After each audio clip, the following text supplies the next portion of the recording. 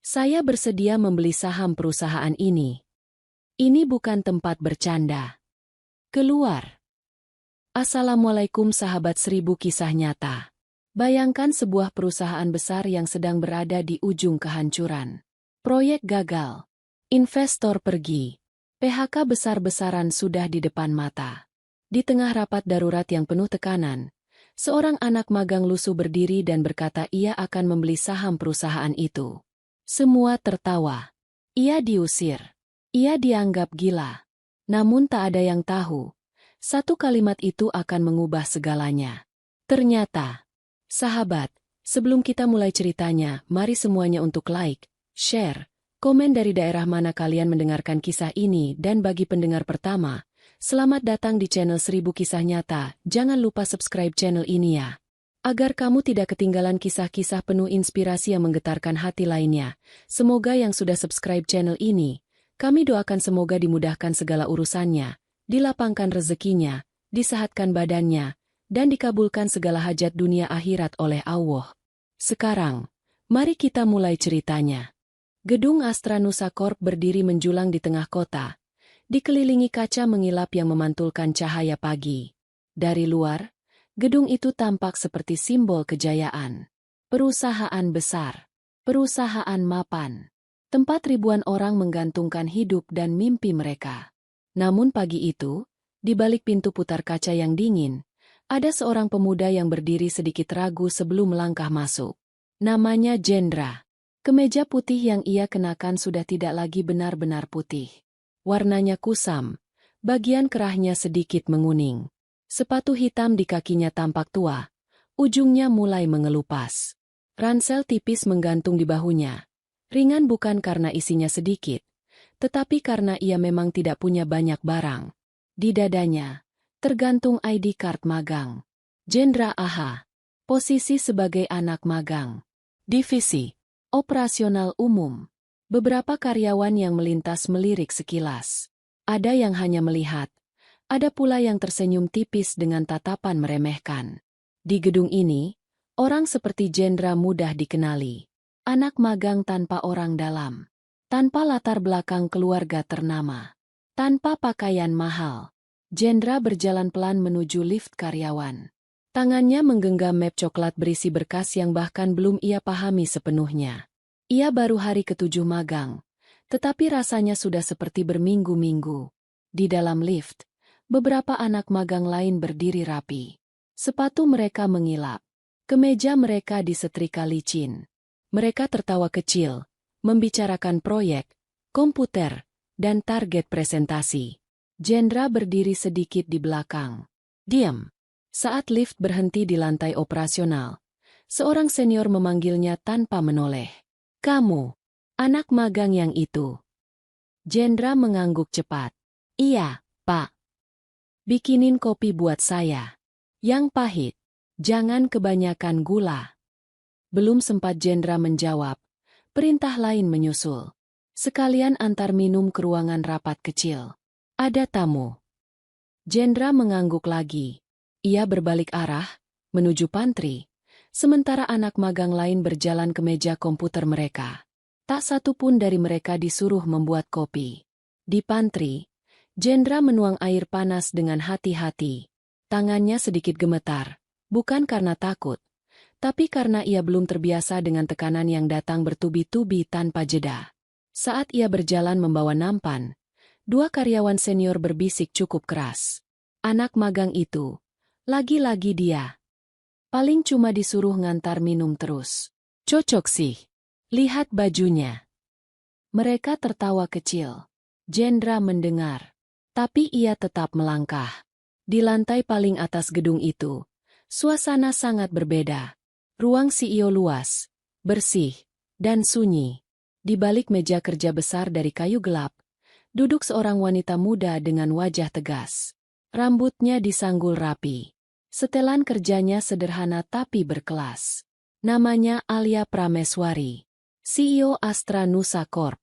Sejak ayahnya meninggal 3 tahun lalu, Alia mengambil alih perusahaan itu. Banyak yang meragukan kemampuannya. Terlalu muda, terlalu perempuan, terlalu keras. Namun Alia membuktikan semuanya dengan kerja nyata. Ia datang paling pagi, pulang paling malam, tidak memberi ruang untuk kesalahan. Namun pagi itu, raut wajah Alia benar-benar berbeda. Ia berdiri lama di depan jendela besar ruangannya, menatap kota yang bergerak seperti biasa. Kendaraan berlalu lalang. Orang-orang berangkat bekerja. Tidak satu pun dari mereka tahu bahwa di balik dinding kaca gedung ini, sebuah perusahaan besar sedang berada di ujung jurang. Di belakangnya, layar laptop menyala tanpa suara.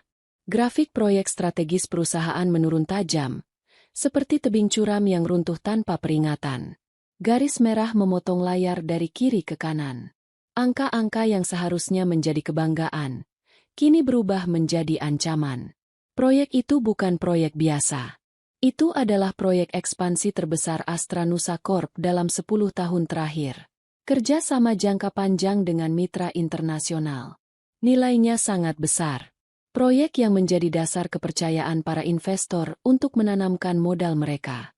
Selama 2 tahun terakhir, perusahaan mempersiapkannya dengan matang.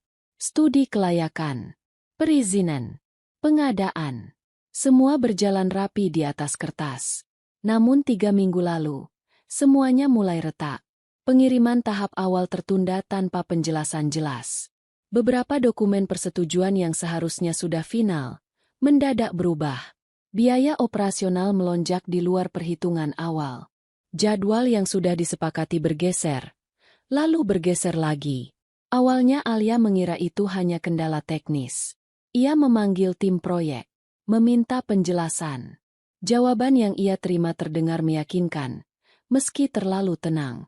Lalu masalah berikutnya datang. Mitra utama mengirimkan surat keberatan. Mereka menyebut adanya ketidaksesuaian spesifikasi dan perubahan sepihak dalam kesepakatan. Hal yang tidak pernah disetujui sebelumnya. Alia memeriksa ulang semua berkas. Dan disitulah ia menemukan kejanggalan. Beberapa persetujuan tercatat atas namanya. Namun ia tidak pernah menandatanganinya secara langsung. Beberapa keputusan strategis dibuat tanpa rapat direksi lengkap. Semua tampak sah, tapi terasa salah. Ketika Alia meminta waktu untuk menelusuri ulang, mitra proyek sudah kehilangan kesabaran. Mereka menghentikan kerja sama sementara. Berita itu langsung menyebar ke investor. Di layar laptop Alia, grafik saham bereaksi cepat. Terlalu cepat. Penurunan tajam hanya dalam hitungan jam. Investor utama mulai menarik diri. Bukan karena benci, tapi karena takut. Tak ada investor yang mau bertahan di kapal yang terlihat bocor. Telepon di meja Alia bergetar lagi. Ia menoleh pelan. Nama yang muncul di layar membuat dadanya semakin berat. Pak Leonard, investor utama yang selama ini selalu mendukung perusahaan sejak ayahnya masih hidup. Alia menarik napas dalam sebelum menjawab. Selamat pagi, Pak Leonard. Suaranya terdengar tenang, meski tenggorokannya terasa kering. Di seberang sana, suara Pak Leonard dingin. Tidak marah, tidak meninggi. Justru itu yang membuat Alia semakin tertekan. Ia berbicara singkat, tegas, tanpa basa-basi. Ia menyebutkan keraguan. Tekanan dari dewan investornya. Ia tidak menyalahkan Alia secara langsung, namun jelas mengatakan bahwa kepercayaan mereka mulai goyah. Alia mencoba menjelaskan. Ia menyebutkan langkah perbaikan, investigasi internal, janji transparansi. Ia bicara cepat, terstruktur, seperti presentasi yang sudah ia ulang puluhan kali. Namun di ujung pembicaraan, ia tahu. Semua itu belum cukup. Beberapa menit kemudian, panggilan berakhir. Tanpa janji, tanpa kepastian, Alia menurunkan ponselnya perlahan. Tangannya mengepal pelan di sisi tubuhnya. Nafasnya tertahan beberapa detik sebelum akhirnya keluar panjang dan berat. Ini hari kelima. 4 hari berturut-turut ia melakukan hal yang sama. Duduk di ruang rapat berbeda. Menghadapi wajah berbeda. Mengucapkan kalimat penjelasan yang hampir sama. Menawarkan solusi yang terus ditunda. 4 hari pula ia pulang dengan tangan kosong. Di benaknya, satu pikiran terus berputar. Jika proyek ini resmi dinyatakan gagal, Bukan hanya perusahaan yang jatuh. Ratusan karyawan akan kehilangan pekerjaan. Nama baik ayahnya akan tercoreng. Dan semua kerja keras bertahun-tahun akan runtuh dalam waktu singkat. Alia menutup mata. Untuk pertama kalinya sejak ia menjadi CEO, ia merasa benar-benar sendirian. Sementara itu, di lantai bawah, Jendra baru saja keluar dari ruang rapat kecil setelah mengantar minum. Ia hendak kembali ke pantry ketika seorang staf menghentikannya. "Kamu, ambilkan dokumen di ruang arsip. Cepat." Jendra mengangguk. Ia berlari kecil menyusuri lorong. Di dinding, terpampang foto-foto lama perusahaan. Foto pendiri, foto peresmian gedung, foto jajaran direksi terdahulu. Jendra berhenti sejenak di depan satu foto lama. Seorang pria parubaya berdiri di tengah, tersenyum hangat. Di bawah foto itu tertulis, "Pendiri Astra Nusa Corp."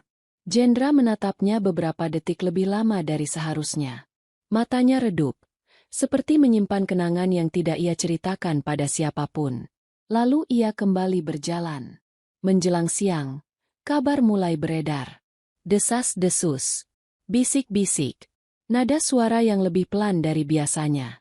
Proyek gagal, investor mundur, saham anjlok. Beberapa karyawan terlihat gelisah. Ada yang membuka layar saham diam-diam. Ada yang berkali-kali mengecek ponsel. Wajah-wajah tegang mulai bermunculan di setiap sudut lantai. Jendra mendengar semuanya. Di pantry, seorang staf berkata lirih, "Kalau sampai bangkrut, kita semua habis." Yang lain menjawab, "Katanya bakal ada PHK besar-besaran." Kata-kata itu menempel di kepala Jendra. Ia menatap cangkir kopi yang ia pegang. Tangannya sedikit mengencang. Baginya, kehilangan pekerjaan bukan sekadar kehilangan gaji. Itu berarti kembali ke titik nol. Kembali ke tempat yang tidak ingin ia ceritakan pada siapapun. Di lantai atas, Alia duduk di kursinya dengan punggung tegak, meski dadanya terasa sesak. Ia membuka satu folder lagi. Daftar karyawan. Jumlahnya ratusan. Ia tahu, jika perusahaan jatuh, bukan hanya namanya yang runtuh. Ada keluarga, ada anak-anak, ada orang tua yang bergantung pada perusahaan ini. Alia menekan tombol intercom. "Rani, siapkan rapat darurat dengan komisaris dan direksi. Sore ini." Suaranya terdengar tegas, meski hatinya bergetar. Ia menoleh ke jendela lagi. Gedung itu masih berdiri megah. Tapi Alia tahu, fondasi perusahaan itu sedang retak. Dan di lantai bawah, tanpa siapapun sadari, seorang anak magang paling lusuh sedang berjalan menyusuri lorong dengan wajah tenang. Seolah badai besar yang akan datang bukan sesuatu yang mengejutkannya. Jendra melangkah pelan. Diam. Mengamati. Seolah ia tahu, hari-hari ke depan akan mengubah segalanya. Sore itu, langit di luar gedung Astra Nusa Corp tampak mendung. Awan kelabu menggantung rendah, seolah meniru suasana di dalam gedung. Cahaya matahari yang biasanya menembus kaca kini tertutup bayangan. Lampu-lampu kantor menyala lebih awal dari biasanya. Ruang rapat utama berada di lantai 27. Meja panjang dari kayu gelap membentang di tengah ruangan.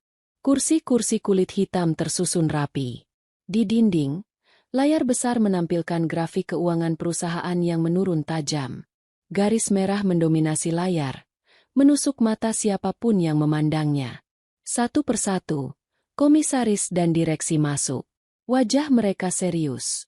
Beberapa terlihat gelisah. Ada yang membuka map dengan gerakan tergesa. Ada pula yang duduk sambil menarik napas panjang, menahan emosi yang tak diucapkan. Kursi CEO masih kosong. Beberapa orang saling melirik. Belum datang. Katanya masih di luar bertemu investor. Di saat seperti ini masih terlambat. Nada suara mulai meninggi. Ketegangan merayap pelan, menempel di setiap sudut ruangan. Di lantai bawah, Jendra berdiri di depan pintu ruang rapat kecil, memegang nampan kosong. Ia baru saja mengantar minum, lalu diminta menunggu jika dibutuhkan lagi. Tidak ada kursi untuknya. Ia berdiri di dekat dinding, sedikit menjauh dari pintu utama ruang rapat besar. Ia bisa mendengar suara dari dalam. Suara berat seorang komisaris. Kita tidak bisa terus begini. 5 hari tanpa solusi. Ini perusahaan besar, bukan warung pinggir jalan. Suara lain menyahut. Kesalahan ada di manajemen. Proyek itu terlalu dipaksakan. Investor tidak bodoh. Mereka tahu ada yang tidak beres. Jendra menunduk. Tangannya memegang ujung nampan lebih erat. Tak lama kemudian, pintu ruang rapat terbuka. Alia masuk. Langkahnya cepat. Wajahnya terlihat lelah. Rambutnya sedikit berantakan. Bukan karena ceroboh, tetapi karena hari-hari tanpa istirahat. Ia langsung menuju kursi di ujung meja. Maaf saya terlambat. Tidak ada yang menjawab. Seorang komisaris berambut abu-abu langsung berbicara tanpa basa-basi. Kami sudah menunggu. 5 hari. Alia. 5 hari. Dan hari ini, apa yang kamu bawa? Alia berdiri. Punggungnya tegak. Saya sudah menemui semua investor lama. Saya juga mencoba menghubungi beberapa pihak baru. Tapi sampai saat ini, belum ada yang bersedia masuk. Suara itu jatuh di ruangan seperti benda berat. Seseorang menepuk meja. Jadi tidak ada solusi. Yang lain menghela napas panjang. Kalau begitu, kita harus bersiap. Alia menelan ludah. Dadanya terasa sesak. Tetapi ia tidak mundur. Jika hingga hari ini tidak ada investor atau pembeli saham, maka kita harus mempertimbangkan langkah terakhir. Kata itu menggantung. Langkah terakhir. Beberapa orang saling pandang. Tidak ada yang langsung bicara. Suasana sunyi beberapa detik. Sebelum satu suara terdengar lagi. Berapa persen saham yang harus dilepas agar perusahaan bertahan? Alia menatap layar. Minimal 30%. Beberapa orang terdiam. Angka itu bukan kecil. Itu berarti menyerahkan kendali besar perusahaan. Seorang direktur berkata lirih. Siapa yang mau membeli dalam kondisi seperti ini? Alia menunduk sejenak. Lalu mengangkat wajahnya kembali. Saya bertanggung jawab. Jika memang tidak ada solusi, saya siap menerima konsekuensinya. Kata-kata itu bukan pembelaan. Itu pernyataan. Di luar ruangan, Jendra mendengar semuanya. Ia menarik napas dalam. Dadanya naik turun perlahan. Matanya menatap lantai. Lalu ke pintu rapat besar yang tertutup rapat. Dan saat suasana di dalam ruangan semakin berat, Jendra melangkah maju. Ia membuka pintu rapat itu dengan hati-hati. Semua mata langsung tertuju padanya. Anak magang. Dengan pakaian lusuh. Dengan ID card yang jelas bertuliskan statusnya. Beberapa orang mengernyit. Ada apa ini? Siapa yang mengizinkan dia masuk? Jendra berdiri di dekat pintu. Tangannya sedikit bergetar. Tetapi suaranya tetap tenang. Maaf. Saya hanya ingin menyampaikan sesuatu. Beberapa orang mendengus pelan. Alia menoleh. Alisnya sedikit mengerut. Ia tidak mengenali pemuda itu. Apa mungkin dia salah satu anak magang yang baru beberapa hari lalu perusahaan rekrut? Apa yang ingin kamu sampaikan? Jendra menarik napas. Saya bersedia membeli saham perusahaan ini. Kalimat itu jatuh di ruangan seperti batu yang dilempar ke air tenang. Hening. 1 detik. 2 detik. 3 detik. Lalu tawa. Bukan 1. Bukan 2. Beberapa orang tertawa bersamaan. Ada yang menutup mulut. Ada yang menggeleng sambil tersenyum sinis. Anak magang. Beli saham. Ini rapat serius. Beberapa petinggi menoleh ke Alia, seolah menunggu reaksinya. Alia tidak tertawa. Ia berdiri perlahan. Tatapannya tajam. Wajahnya memerah. Bukan karena malu, tapi karena marah. Kamu tahu apa yang kamu katakan? Jendra mengangguk. Saya tahu. Ini bukan tempat bercanda. Saya tidak bercanda. Nada suara Jendra datar. Tenang. Terlalu tenang untuk seseorang yang sedang ditertawakan.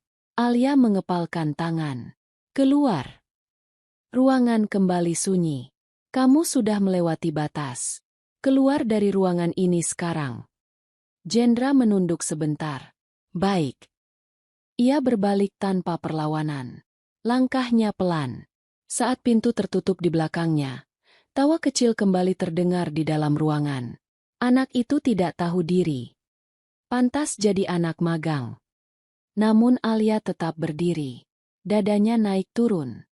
Entah mengapa, kalimat itu terus terngiang di kepalanya. Aku bersedia membeli saham perusahaan ini. Jendra berjalan keluar dari ruang rapat. Di pantry, suasana sunyi, berbeda dari biasanya. Jendra berjalan melewati lorong. Beberapa orang menatapnya dengan tatapan berbeda. Ada yang mengejek terang-terangan. Sok pintar. Sok-sokan mau beli saham. Makan hari-hari aja pasti hasil hutang. Mereka tertawa lalu pergi. Jendra berhenti sejenak. Menatap ke depan. Senyum kecil muncul di wajahnya. Bukan senyum sombong. Bukan pula senyum puas. Itu senyum seseorang yang sedang menyiapkan sesuatu yang jauh lebih besar. Rapat hari itu akhirnya dihentikan tanpa keputusan. Pintu ruang rapat utama terbuka perlahan. Satu persatu para petinggi keluar dengan wajah tegang. Tidak ada penjelasan. Tidak ada senyum. Hanya langkah-langkah cepat yang terasa berat. Beberapa karyawan yang sejak tadi menunggu di lorong langsung berdiri. Mereka mencoba membaca raut wajah para atasan, berharap ada kabar baik. Namun yang mereka lihat justru sebaliknya. Wajah pucat, tatapan kosong, rahang mengeras. Tak perlu waktu lama. Kabar itu menyebar dengan kecepatan yang menakutkan. PHK besar-besaran. Kalimat itu berpindah dari satu mulut ke mulut lain, berubah menjadi bisikan panik yang merayap ke setiap lantai. Lift yang turun membawa lebih dari sekadar orang. Ia membawa ketakutan. Di lantai operasional, suasana berubah drastis. Beberapa karyawan berhenti bekerja. Iya, MA, kantor lagi bermasalah. Ia berhenti bicara sejenak, menelan ludah. Belum tahu. Doain aja. Layar komputer dibiarkan menyala tanpa disentuh. Tangan-tangan yang biasanya lincah kini gemetar. Ada yang menatap kosong ke monitor, seolah berharap angka-angka di sana bisa berubah jika dipandangi cukup lama. Seorang pria parubaya berdiri di depan mejanya. Ia membuka laci perlahan, mengeluarkan foto kecil keluarganya. Ia menatapnya beberapa detik, lalu memasukkannya ke dalam tas kerja dengan tangan bergetar. Di sudut lain, seorang perempuan muda menutup wajahnya dengan kedua tangan.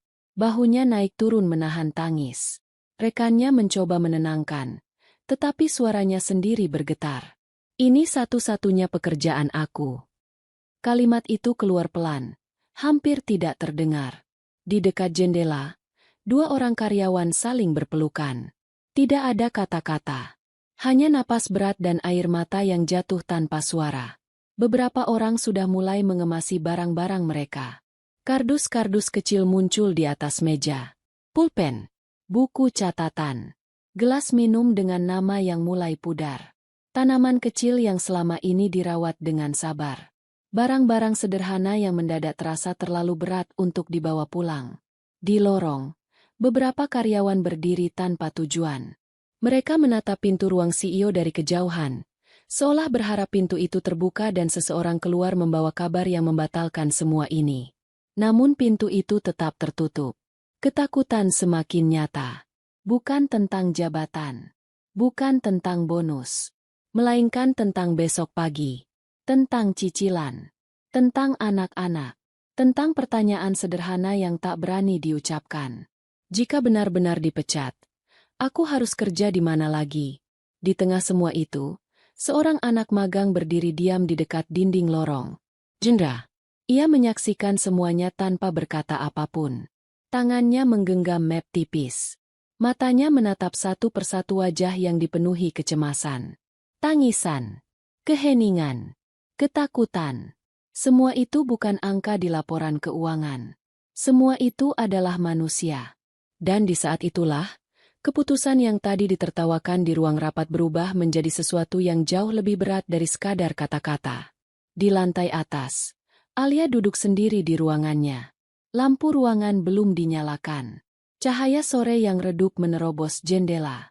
Ia memandang kosong keluar. Kalimat anak magang itu masih terngiang. Dan tanpa ia sadari, hari itu baru saja menjadi awal dari perubahan yang tidak pernah ia bayangkan sebelumnya. Malam turun perlahan di kota. Lampu-lampu gedung menyala satu persatu, membentuk garis cahaya yang panjang di antara jalanan yang padat. Dari jendela ruangannya, Alia masih duduk diam. Rapat sudah selesai berjam-jam lalu, tetapi pikirannya belum bergerak kemanapun. Meja kerjanya berantakan. Map-map terbuka. Kertas-kertas berserakan. Grafik keuangan masih menyala di layar laptop. Seakan sengaja menolak untuk memberinya waktu bernapas. Alia memijat pelipisnya. Di luar, karyawan satu persatu meninggalkan gedung dengan langkah berat. Sebagian membawa kardus kecil berisi barang pribadi. Ada yang menunduk, ada yang menahan tangis, ada pula yang berjalan cepat seolah ingin segera meninggalkan tempat yang kini terasa menakutkan. Alia memejamkan mata. Suara dari sore tadi kembali muncul di kepalanya. Aku bersedia membeli saham perusahaan ini. Ia menggeleng pelan, mencoba mengusirnya. Ia tidak boleh memikirkan hal itu. Tidak sekarang. Tidak di tengah krisis. Namun upayanya melupakan ucapan pegawai magang tadi. Malah membangkitkan bayangan lain muncul di kepalanya. Bayangan hal yang akan menyelamatkan perusahaan. Tapi sebagai gantinya dia harus merelakan dirinya sendiri sebagai penebusnya. Kilas balik 1 hari sebelumnya. Sebuah restoran di pusat kota. Lampu temaram. Musik lembut mengalun pelan. Meja-meja tertata rapi. Dipenuhi tamu dengan pakaian mahal dan percakapan ringan. Alia duduk sendirian di satu sudut. Di hadapannya, secangkir minuman yang sudah dingin. Ia baru saja keluar dari pertemuan investor lain yang kembali berakhir dengan penolakan. Saat itu pintu restoran terbuka. Seorang pria masuk dengan langkah santai. Jasnya rapi. Senyumnya tipis. Tatapannya penuh percaya diri. Alia langsung mengenalinya. Raka. Mantan kekasihnya. Pria itu berhenti sejenak, menoleh ke kiri kanan seakan tengah mencari seseorang, dan saat dia bertatap mata dengan Alia, dia tersenyum makin lebar, lalu berjalan mendekat seolah pertemuan itu hanya kebetulan. Ia menarik kursi dan duduk tanpa meminta izin. Hai, kebetulan sekali bertemu di sini. Sudah lama. Alia tidak menjawab. Tatapannya lurus ke depan. Raka tertawa kecil. Kamu kelihatan lelah. Kudengar perusahaanmu sedang tidak baik-baik saja. Ya? Alia mengepalkan tangan di bawah meja. Apa yang kamu mau? Nada suaranya datar. Tidak ada sapaan. Tidak ada basa-basi. Raka menyandarkan tubuhnya. Senyumnya semakin lebar. Aku dengar investor mulai mundur. Saham perusahaanmu turun. Media mulai mencium masalah. Ia mendekatkan wajahnya sedikit. Aku bisa membantu. Alia menoleh tajam. Aku tidak minta bantuanmu. Raka tertawa pelan. Aku tahu. Tapi kamu pasti butuh. Ia berhenti sejenak. Lalu melanjutkan dengan suara rendah namun jelas. Aku akan masuk sebagai investor. Dana segar. Cukup untuk menyelamatkan perusahaanmu. Alia menahan napas. Segitu mudahnya. Pasti ada sesuatu. Apa syaratmu? Raka tersenyum. Senyum yang dulu pernah ia kenal. Senyum yang dulu membuatnya percaya. Lalu menghancurkannya. Kita menikah. Kata itu tidak diucapkan dengan suara keras. Tidak pula disertai tekanan atau ancaman. Namun justru karena itulah, kata itu terasa jauh lebih berat. Menikah. Kata itu jatuh pelan di antara mereka. Seperti benda kecil yang dilemparkan ke air tenang. Tidak menimbulkan suara besar, tetapi menciptakan gelombang yang menjalar kemana-mana. Alia terdiam. Pandangan matanya turun perlahan. Berhenti di permukaan meja kayu yang dingin. Jari-jarinya yang sejak tadi bertumpu di tepi meja, kini menegang. Ujung kukunya menekan halus permukaan kayu. Seolah berusaha menahan sesuatu yang ingin meledak dari dalam dadanya. Ingatannya kembali pada masa lalu. Pada pengkhianatan. Pada hari ketika ia mengetahui Raka berselingkuh tanpa rasa bersalah. Tidak ada pertengkaran besar.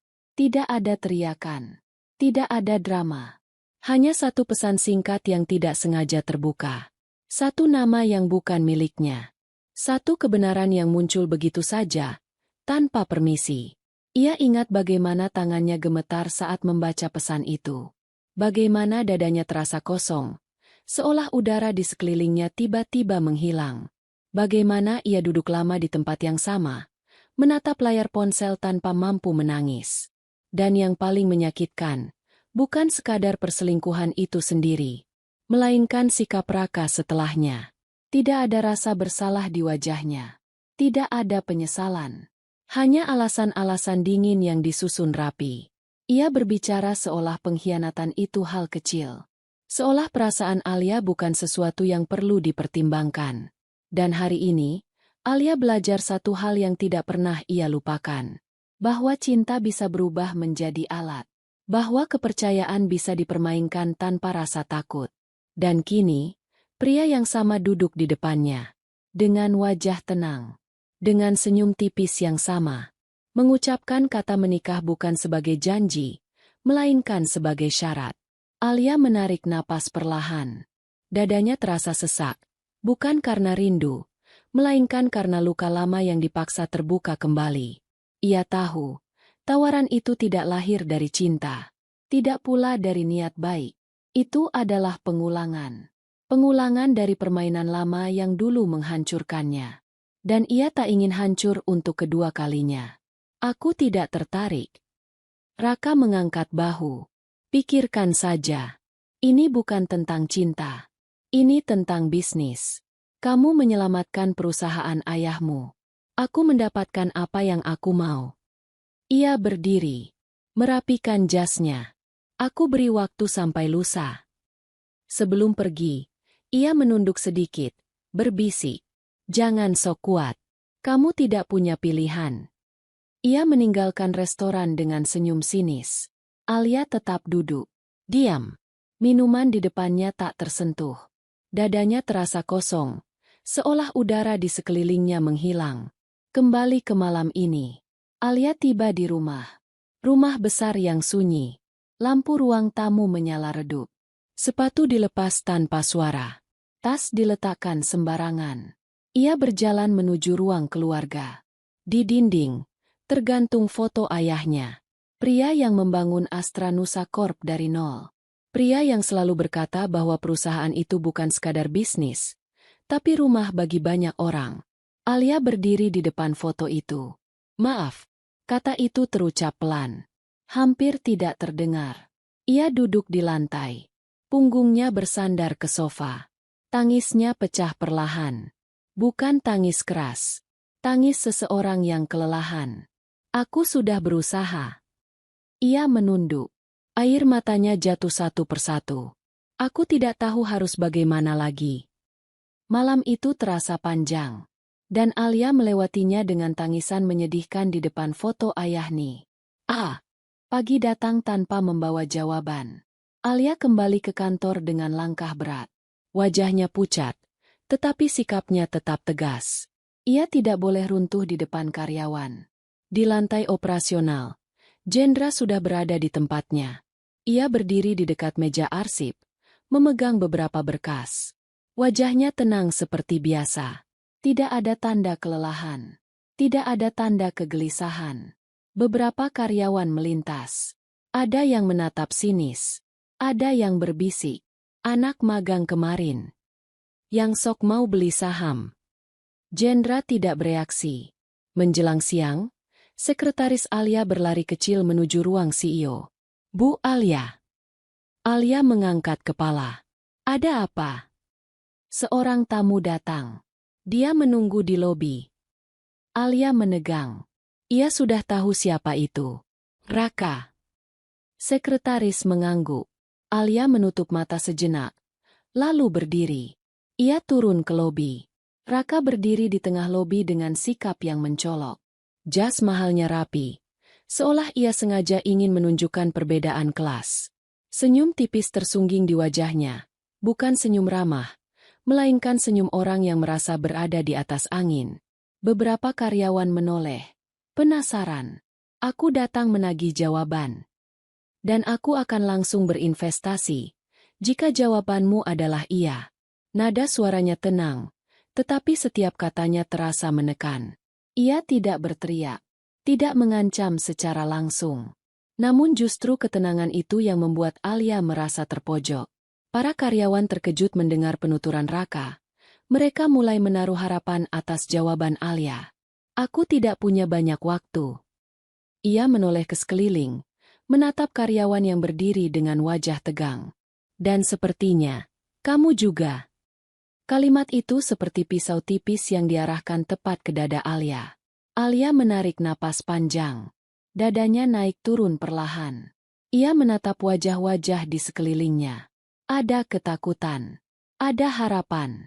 Ada kelelahan yang ditahan berhari-hari. Ia tahu, satu kata darinya bisa menentukan nasib mereka semua.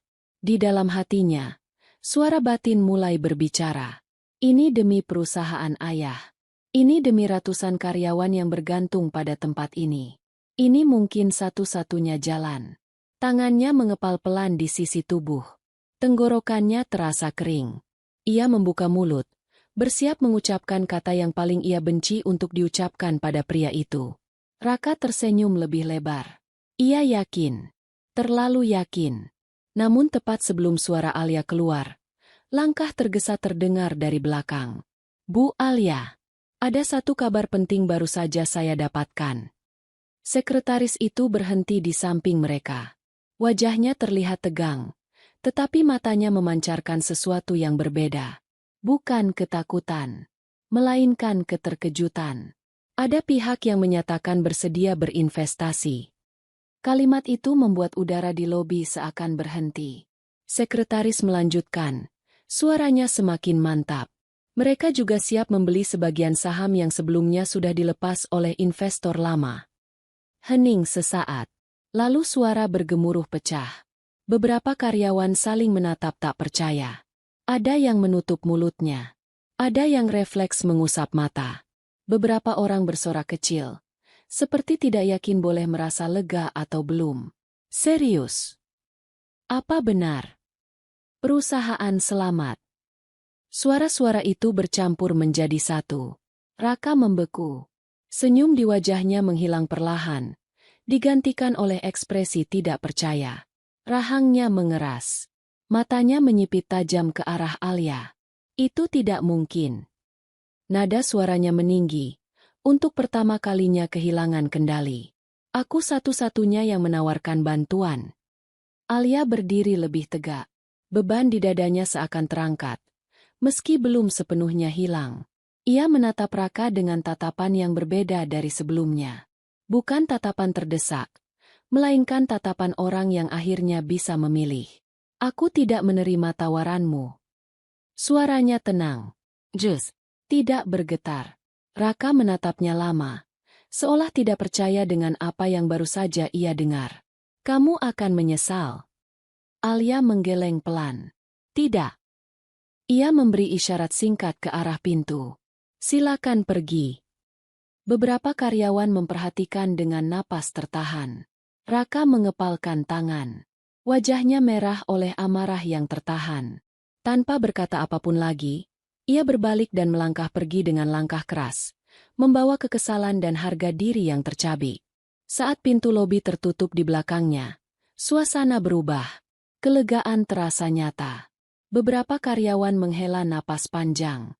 Ada yang duduk di kursi terdekat karena lututnya terasa lemas. Ada yang tersenyum sambil menatap langit-langit, seolah baru saja lolos dari mimpi buruk. Alia berdiri diam beberapa detik. Tangannya masih mengepal, lalu perlahan mengendur. Ia tahu, badai belum sepenuhnya berakhir. Namun untuk pertama kalinya setelah berhari-hari tertekan, ia bisa bernapas sedikit lebih lega. Di tengah sorak-sorai itu, Jendra berdiri agak jauh. Tidak ada yang memperhatikannya. Ia hanya tersenyum kecil. Matanya menatap Alia sejenak, lalu kembali menunduk. Perusahaan selamat. Namun bagi Alia, pertanyaan baru justru mulai tumbuh. Siapa investor itu? Gedung Astra Nusa Corp kembali ramai sejak pagi. Lorong-lorong yang kemarin sunyi kini dipenuhi langkah cepat. Karyawan yang sempat mengemasi barang kini mengeluarkannya kembali. Kardus-kardus ditarik ke bawah meja. Wajah-wajah tegang berubah menjadi senyum lega, meski masih tersisa kelelahan. Perusahaan selamat. Itu satu kalimat yang beredar dari lantai ke lantai. Namun bagi Alia, kalimat itu belum sepenuhnya membawa ketenangan. Di ruang CEO, ia duduk menghadap meja kerjanya. Berkas-berkas investasi baru tersusun rapi. Angka-angka di layar laptop mulai menunjukkan perbaikan. Saham berhenti jatuh. Proyek yang tertunda mulai bisa bernapas. Tapi satu hal mengganjal pikirannya. Investor misterius itu. Alia telah bertanya pada Rani, siapa orang baik yang masih bersedia membantu kita yang jatuh itu. Namun Rani bilang kalau orang itu tidak ingin identitas lengkapnya disebutkan. Dia hanya menyebutkan namanya saja. Alia mengetuk meja pelan. Ia menatap nama yang tertulis di dokumen perjanjian. J. Abirama Hasan. Nama itu sederhana. Terlalu sederhana untuk seseorang yang masuk dengan dana sebesar itu. Investor yang tidak meminta kursi direksi. Tidak meminta kontrol. Tidak meminta publikasi. Semua serba sunyi. Alia menekan tombol intercom. Rani. Sekretarisnya masuk. Apa investor itu benar-benar tidak mau bertemu? Rani menggeleng. Mereka menolak pertemuan langsung. Hanya titip pesan. Apa pesannya? Rani membuka catatan kecil. Kamu telah melakukan pekerjaan besar. Jangan sampai karena masalah kecil membuatmu menyerah. Alia terdiam. Pesan itu terdengar personal. Terlalu personal untuk hubungan bisnis biasa. Rani menambahkan. Nama yang tercantum. J. Abirama Hasan. Alia mengangguk pelan. Baik. Terima kasih. Rani keluar. Alia kembali sendiri. Nama itu kembali berputar di kepalanya. Siapapun orang itu, Alia sangat berterima kasih kepadanya. Di lantai operasional, Jendra berdiri di dekat mesin fotokopi. Ia menunggu giliran sambil memegang beberapa lembar dokumen. Di sekitarnya, karyawan berbincang dengan nada lebih ringan dari kemarin. Untung ada investor itu. Kalau tidak, kita sudah habis. Seorang staf melirik Jendra, lalu berkata dengan nada mengejek. Kamu beruntung, ya. Kalau perusahaan bangkrut, anak magang pasti yang pertama disingkirkan. Yang lain tertawa kecil. Berterima kasihlah pada investor itu. Jangan sok-sokan lagi mau beli saham. Mereka pergi. Jendra tidak membalas. Ia hanya memasukkan kertas ke mapnya dengan rapi. Wajahnya tetap tenang. Tatapannya lurus ke depan. Di dalam dirinya, tidak ada rasa marah. Tidak ada dendam. Ia sudah terbiasa. Siang itu, Alia harus turun ke lantai bawah untuk meninjau operasional. Ia berjalan melewati lorong panjang. Beberapa karyawan memberi salam. Ia membalas singkat. Saat menuju lift, pintu terbuka. Di dalamnya, hanya ada satu orang. Jendra. Ia berdiri tegak, tangan di samping tubuh. Pandangannya menunduk sedikit sebagai bentuk sopan. Alia masuk. Pintu lift menutup. Beberapa detik hening. Alia memandangi pantulan dirinya di dinding lift. Lalu matanya bergeser. Jatuh pada ID card Jendra yang tergantung di dada. Tulisan itu jelas. Jendra Aha. Alia mengingat sesuatu. Ia menoleh. Kamu. Yang waktu itu masuk sembarangan ke ruangan rapat kan? Jendra mengangkat kepala. Iya, Bu. Nada suaranya sopan. Alia menatapnya sejenak. Lalu berkata dengan nada dingin. Kamu bernasib baik. Kalau tidak ada investor itu, kamu yang pertama dapat surat PHK. Jendra mengangguk. Iya, terima kasih Bu. Tidak ada pembelaan. Tidak ada senyum. Lift berhenti. Pintu terbuka. Alia melangkah keluar. Namun sebelum pergi, ia melirik lagi ID card itu. Huruf-hurufnya terasa aneh di matanya. Jendra. J. Inisial yang sama. Ia melangkah pergi dengan perasaan tidak nyaman. Hari-hari berikutnya berjalan lebih stabil. Rapat demi rapat digelar. Proyek disusun ulang. Alia bekerja lebih keras dari sebelumnya. Ia tidak ingin kegagalan terulang. Di tengah kesibukan itu, ia mendapat undangan pertemuan dari perusahaan lain. Perusahaan milik sahabat lama ayahnya. Nama itu membuat Alia tersenyum kecil. Hasan Pradipta. Sudah lama sekali Alia tak bertemu dengan beliau. Bahkan tadi saat nama itu disebutkan Rani, Alia hampir saja melupakannya. Dulu, saat Alia masih kecil, Pak Hasan sering datang ke rumah bersama putranya. Mereka bermain di halaman, tertawa, berlari. Namun semua itu berhenti saat Pak Hasan pindah ke luar negeri. Alia menerima undangan itu. Hari pertemuan tiba. Alia datang ke kantor Pak Hasan. Gedung itu sama megahnya dengan Astra Nusa Corp, tetapi terasa hangat. Rapat berlangsung lancar. Mereka membahas potensi kerjasama, pengembangan proyek, dan rencana jangka panjang. Saat rapat selesai, semua peserta keluar. Tinggal Alia dan Pak Hasan di ruangan. Pak Hasan tersenyum. Sudah lama sekali ya. Bagaimana kabarmu, nak? Alia tersenyum. Aku baik, Pak. Aku dengar perusahaanmu hampir jatuh. Alia tersenyum tipis. Syukurlah, bisa diselamatkan. Pak Hasan mengangguk. Maaf aku tidak tahu lebih awal.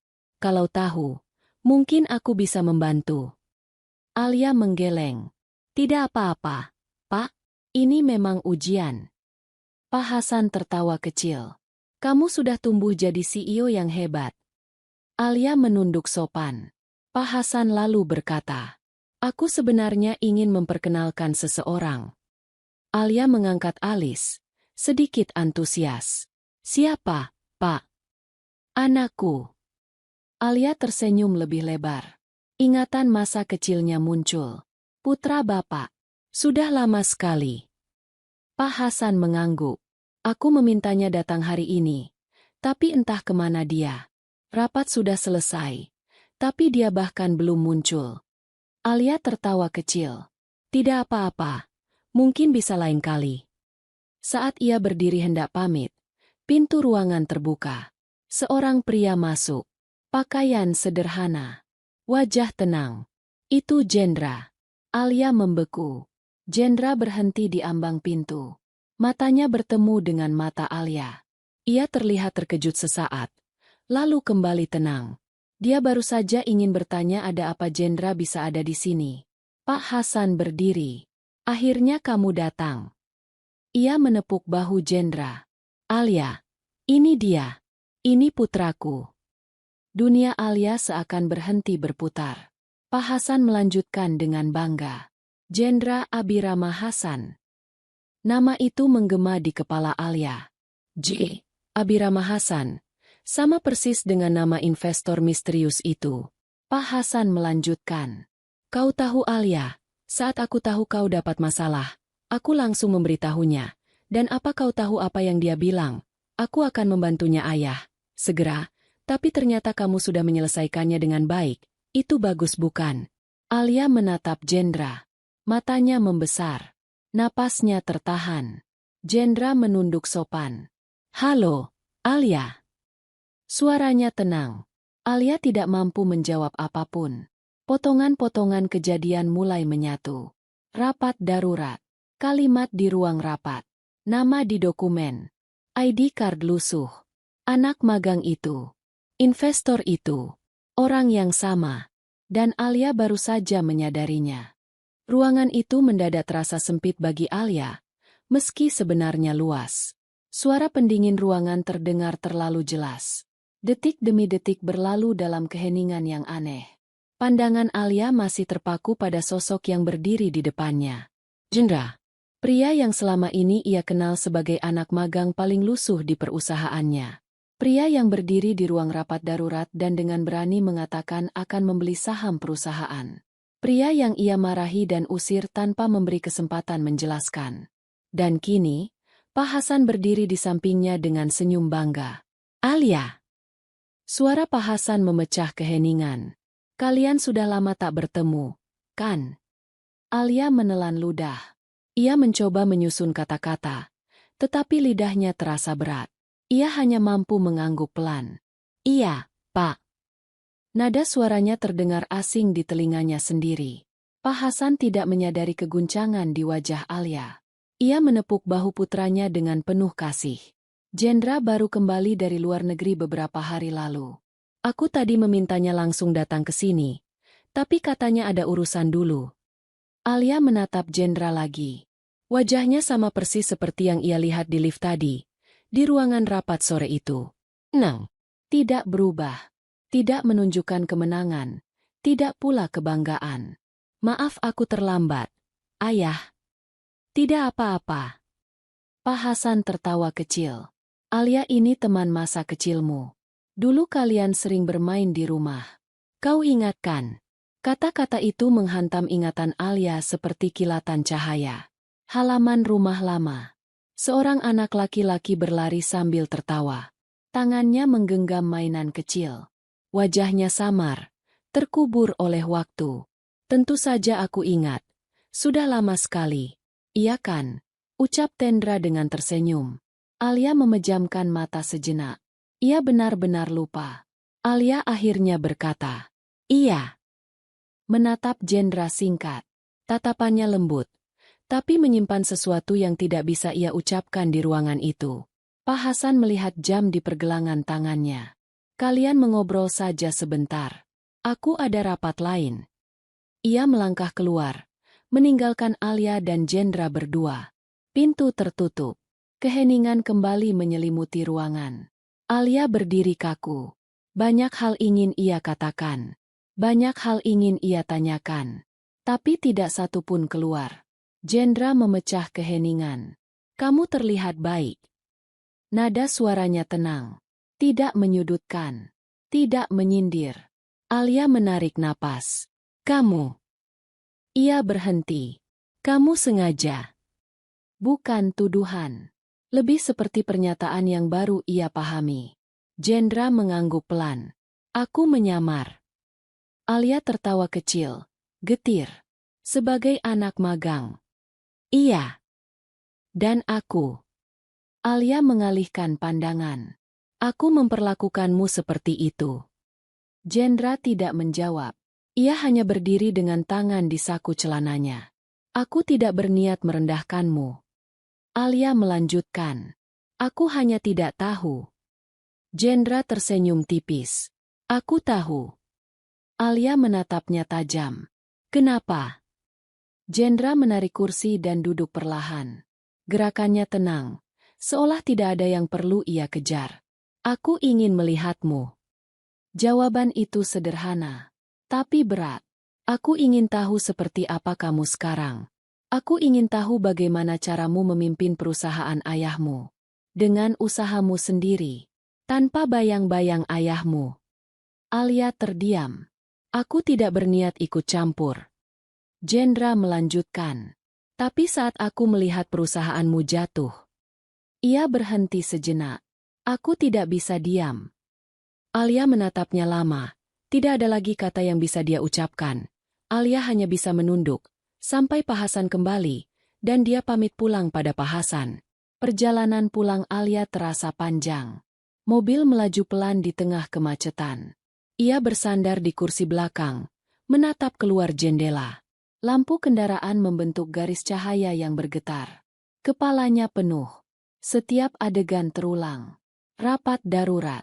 Tawa para petinggi. Kalimat itu. Aku bersedia membeli saham perusahaan ini. Dan kini ia tahu, itu bukan keberanian kosong. Itu keputusan yang sudah dipikirkan matang-matang. Bu! Suara sopir membuyarkan lamunannya. Ada apa, Pak? Wajah sopirnya itu terlihat gelisah. Ada mobil mengikuti kita. Alia mengerutkan dahi. Ia menoleh ke kaca spion. Sebuah mobil hitam berada terlalu dekat di belakang mereka. Tenang saja. Alia berkata. Mungkin kebetulan. Mereka satu arah. Namun jarak itu tidak berubah. Beberapa menit kemudian, mobil hitam itu memepet dari samping. Alia menegang. Mulai merasakan ketidaknyamanan. Dadanya mengencang. Terlalu dekat. Ucapnya pelan. Belum sempat sopir menjawab. Mobil hitam itu tiba-tiba memepet lebih keras. Sopir menginjak rem. Mobil mereka berhenti mendadak di tepi jalan. Jantung Alia berdegup kencang. Pintu mobil hitam terbuka. Seorang pria keluar dengan langkah cepat dan kasar. Raka. Wajahnya merah. Rahangnya mengeras. Tatapannya penuh amarah yang tidak disembunyikan lagi. Alia. Ia berjalan mendekat dengan langkah cepat. Sopir Alia turun, mencoba menghadang. Tuan, mohon tenang. Raka mendorongnya. Aku hanya ingin bicara. Alia membuka pintu mobil dan turun. Kakinya sedikit gemetar, tetapi suaranya tetap tegas. Pergi. Suara Alia tegas. Kamu sudah kalah. Raka tertawa kasar. Kalah. Ia mendekat. Kamu seharusnya memilih aku. Aku yang pantas ada di sana. Hanya aku yang bisa menyelamatkan semuanya. Ia meraih pergelangan tangan Alia. Genggamannya keras. Alia meringis. Lepaskan. Raka tidak mendengar. Ia justru menarik Alia lebih dekat. Seolah ingin menunjukkan kekuasaannya. Sopir Alia mencoba membantu. Tapi seorang pria lain keluar dari mobil hitam dan menahannya. Situasi berubah cepat. Alia panik. Dadanya berdebar keras. Tiba-tiba, suara rem mobil lain terdengar. Sebuah mobil lain berhenti di belakang mereka. Pintu terbuka. Seseorang turun. Jendra. Langkahnya cepat. Wajahnya dingin. Tatapannya tajam. Tidak ada ragu di matanya. Lepaskan dia. Raka menoleh. Kamu. Ia tertawa mengejek. Anak magang. Jendra tidak menjawab. Ia melangkah lebih dekat. Tangannya mendorong Raka dengan kuat. Genggaman Raka terlepas. Membuat Alia terhuyung mundur. Napasnya tersengal. Raka marah. Ia hendak membalas. Namun Jendra berdiri di depannya. Tegak. Tidak ragu. Cukup. Nada suaranya rendah. Tegas. Raka menatapnya dengan mata membara. Tapi ia mundur. Ia tahu, kali ini ia tidak memegang kendali. Raka pergi dengan amarah yang belum selesai. Jendra menoleh ke Alia. Kamu tidak apa-apa. Alia mengangguk. Tangannya masih gemetar. Jendra membuka pintu mobilnya. Biar aku antar saja. Di dalam mobil, Alia duduk diam. Lampu kota bergerak di luar jendela. Suara mesin terdengar lembut. Setelah beberapa menit, Alia berbicara. Kamu investor itu, kan? Bukan tanya. Pernyataan. Iya. Jendra menjawab tanpa ragu. Kamu yang menyelamatkan perusahaan. Aku hanya melakukan apa yang harus dilakukan. Alia menatapnya. Kenapa kamu menyembunyikan identitasmu? Jendra tersenyum kecil. Karena aku ingin kamu tetap menjadi dirimu sendiri. Mobil terus melaju. Malam terasa lebih sunyi dari biasanya. Dan bagi Alia, semua yang ia yakini tentang hari-hari terakhir mulai berubah arah. Mobil Jendra melaju tenang di jalanan malam. Lampu kota memantul di kaca depan, menciptakan garis cahaya yang bergerak perlahan. Alia duduk di kursi penumpang dengan punggung tegak. Tangannya bertumpu di pangkuan. Detak jantungnya belum sepenuhnya kembali normal. Di dalam mobil, tidak ada musik, tidak ada percakapan yang dipaksakan. Hanya suara mesin dan napas mereka yang terdengar. Jendra memecah keheningan. Kamu seharusnya tidak menghadapi dia sendirian. Nada suaranya rendah. Bukan menyalahkan. Lebih seperti pernyataan tanggung jawab. Alia menatap ke depan. Aku tidak menyangka dia akan sejauh itu. Jendra mengangguk. Dia terdesak. Alia menghela napas pelan. Dan aku hampir membuat kesalahan besar. Jendra tidak menjawab. Ia tetap fokus pada jalan. Beberapa menit kemudian, mobil berhenti di depan rumah Alia. Gerbang terbuka perlahan. Lampu taman menyala lembut. Rumah itu tampak sama seperti biasanya. Besar dan sunyi. Alia membuka pintu. Terima kasih. Jendra mengangguk. Hati-hati. Alia melangkah keluar, lalu berhenti sejenak. Jendra. Ia menoleh. Aku minta maaf. Jendra menatapnya. Tatapannya tenang. Aku tahu. Alia masuk rumah. Pintu tertutup. Jendra masih duduk beberapa detik di dalam mobil sebelum akhirnya pergi. Keesokan harinya, suasana kantor kembali sibuk. Namun di balik kesibukan itu, ada perubahan yang halus namun terasa. Beberapa karyawan mulai memperhatikan Jendra dengan cara berbeda. Ada yang menatap curiga. Ada yang mulai berbisik lebih pelan. Seorang staf mendekat ke meja rekannya. Dia anak magang, kan? Iya. Tapi kudengar tadi dia disuruh ke ruangan CEO. Ada apa ini? Entahlah. Jendra berjalan melewati mereka dengan map di tangan. Wajahnya tetap tenang. Ia tidak menoleh. Ia tidak mempercepat langkah. Di ruang CEO, Alia duduk menatap laporan baru. Angka-angka mulai membaik. Namun pikirannya tidak sepenuhnya berada di sana. Bayangan kejadian semalam masih jelas. Genggaman kasar di pergelangan tangannya. Wajah marah Raka. Dan Jendra yang datang tanpa ragu. Rani mengetuk pintu. Bu Alia. Masuk. Rani menyerahkan map. Ini laporan internal proyek yang gagal. Alia menerima map itu. Dari siapa? Dari tim audit internal. Alia membuka halaman pertama. Alisnya langsung mengerut. Ada beberapa kejanggalan. Tanda tangan. Persetujuan. Waktu pengiriman dokumen. Ini tidak masuk akal. Rani mengangguk. Ada data yang diubah. Beberapa persetujuan tidak tercatat di sistem utama. Alia menutup map perlahan. Siapa yang punya akses? Aku tidak pernah menyetujui ini. Rani mengangguk pelan. Itu juga yang membuat tim kami berhenti di bagian ini. Alia membalik halaman. Lalu bagaimana bisa lolos? Keputusan ini tidak masuk lewat sistem utama. Rani menjawab hati-hati, tapi melalui jalur internal tim proyek. Alia menegakkan punggungnya. Artinya ada orang dalam. Rani tidak langsung menjawab. Ia hanya menggeser tablet ke arah Alia. Di layar, terlihat catatan komunikasi. Tidak ada nama asing. Tidak ada nama mencolok. Hanya pola. Panggilan singkat di luar jam kerja. Pertemuan tidak resmi. Persetujuan yang muncul tanpa rapat lengkap. Semuanya terjadi perlahan. Seolah hanya kesalahan kecil yang berulang. Ini bukan satu orang. Alia berkata pelan. Dan bukan pekerjaan ceroboh. Rani mengangguk. Terlihat seperti ada arahan dari luar. Kalimat itu membuat Alia terdiam. Orang luar tidak mungkin mengakses sistem.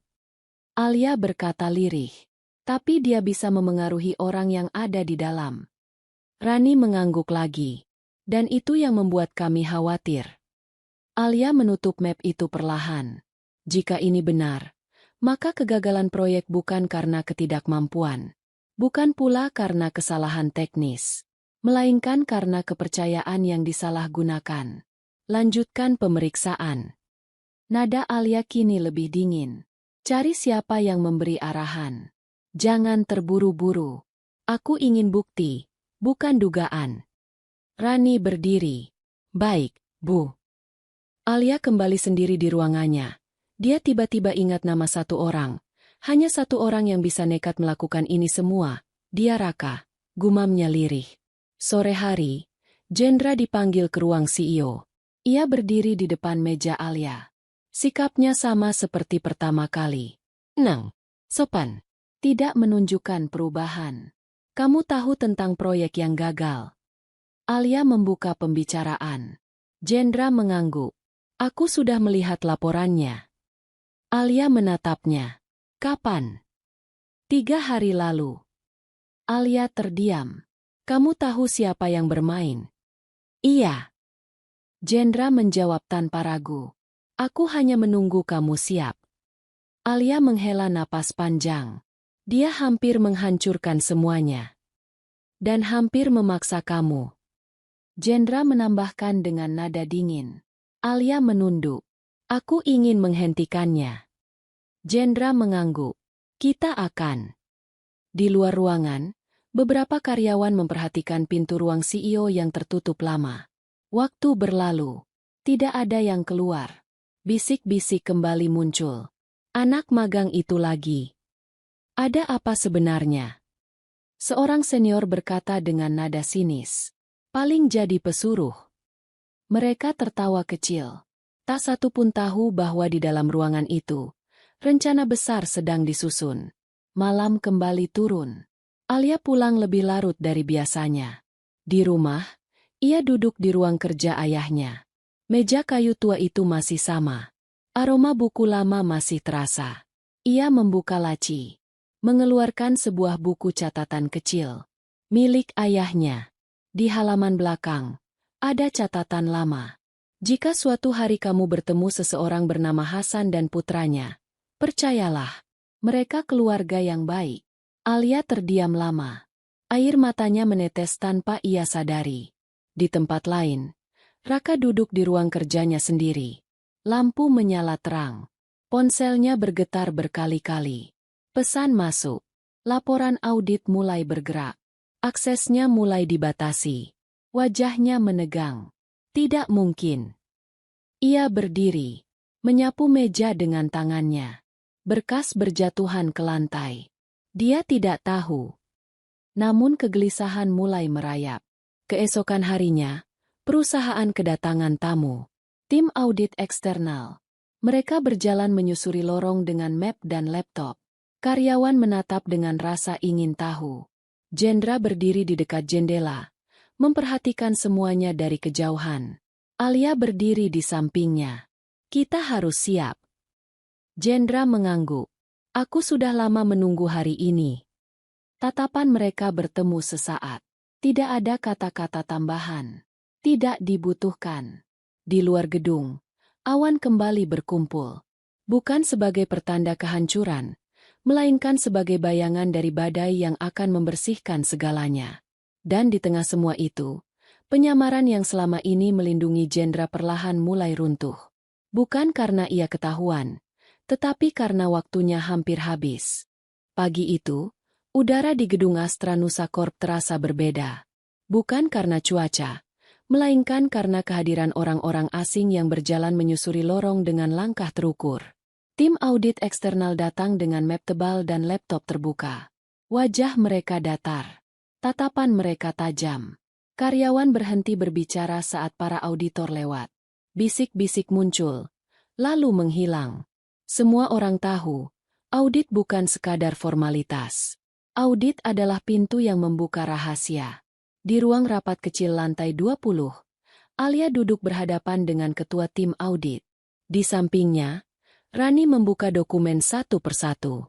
Jendra berdiri sedikit di belakang, bukan sebagai anak magang, melainkan sebagai pengamat yang memahami setiap baris angka. Kami akan memeriksa alur persetujuan proyek strategis. Ketua audit berbicara tenang, termasuk perubahan dokumen dan akses sistem. Alia mengangguk. Kami terbuka. Rani menyerahkan berkas. Jendra menatap layar yang memantulkan grafik dan log akses. Ia mengenali pola itu. Pola yang sama yang ia lihat saat masih menyamar. Saat ia mengamati dari balik meja pantry dan lorong arsip.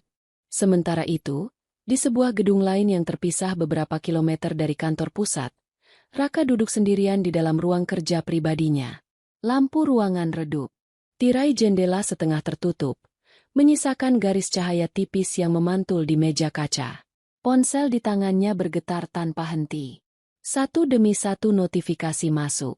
Bukan dari sistem perusahaan, bukan pula dari jaringan internal, melainkan pesan-pesan singkat dari orang-orang yang selama ini menjadi penghubungnya. Undangan rapat dibatalkan. Beberapa jalur komunikasi mulai ditutup. Nama-namanya tidak lagi disebut terang-terangan. Rahang Raka mengeras. Ia bangkit dari kursinya dan berjalan mondar-mandir. Langkahnya cepat, gelisah, tangannya mengepal, lalu mengendur, lalu mengepal lagi. Tenang. Ia berbisik pada dirinya sendiri. Selama tidak ada bukti langsung, semuanya masih bisa dikendalikan. Namun kalimat itu terdengar kosong bahkan di telinganya sendiri. Ponselnya kembali bergetar. Satu pesan masuk dari orang dalam. Audit sudah mulai menyentuh proyek lama. Langkahnya terhenti. Untuk sesaat, wajahnya kehilangan warna. Napasnya tertahan sebelum akhirnya keluar berat. Ia menutup mata, berusaha menyusun ulang pikirannya. Ia tahu, selama ini ia tidak pernah menyentuh sistem apapun. Tidak pernah menandatangani dokumen. Tidak pernah muncul di dalam alur resmi perusahaan. Namun justru itulah yang membuatnya berbahaya. Ia hanya berbicara, mengarahkan, menekan dari luar, dan orang-orang di dalam yang mengerjakannya. Raka membuka mata. Bayangan seorang perempuan muncul di benaknya. Tatapan tegas di lobi. Sikap dingin yang menolak tawaran terakhirnya. Wajah yang tidak lagi bisa ia kendalikan seperti dulu. Lalu muncul satu bayangan lain. Seorang pemuda yang seharusnya tidak berarti apa-apa. Seorang anak magang yang terlalu sering berada di tempat yang salah. Terlalu tenang. Terlalu diam. Rahang Raka kembali mengeras. Permainan belum selesai. Namun untuk pertama kalinya sejak semua ini dimulai, ia merasakan sesuatu yang belum pernah ia rasakan sebelumnya. Ketidakpastian. Di lorong, beberapa karyawan berhenti saat Jendra lewat. Tatapan mereka berubah. Ada rasa ingin tahu. Ada kecurigaan. Ada ketidaknyamanan. Seorang senior berbisik kepada rekannya. Dia sering ikut rapat sekarang. Padahal anak magang. Jangan-jangan dia orang dalam. Mereka tertawa kecil.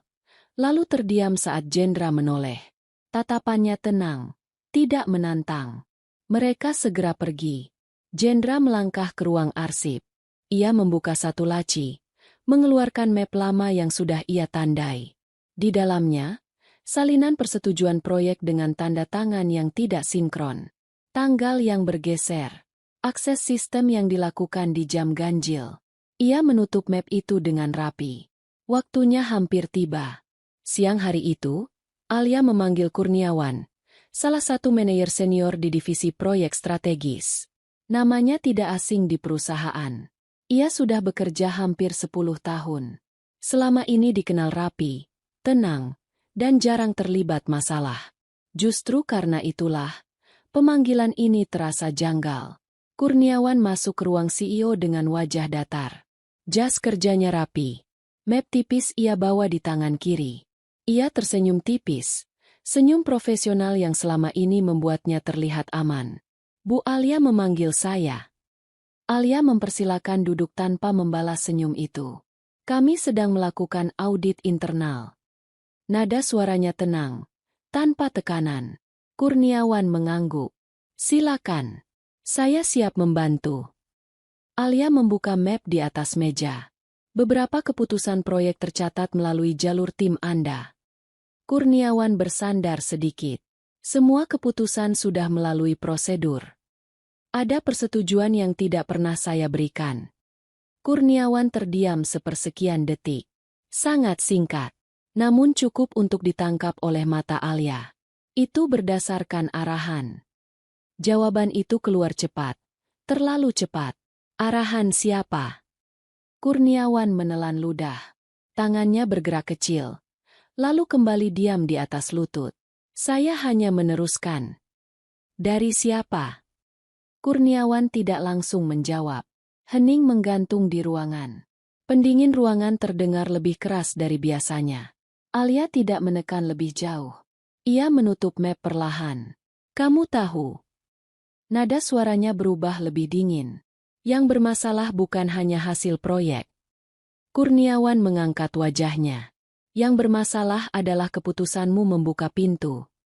Wajah Kurniawan memucat. Bahunya menegang.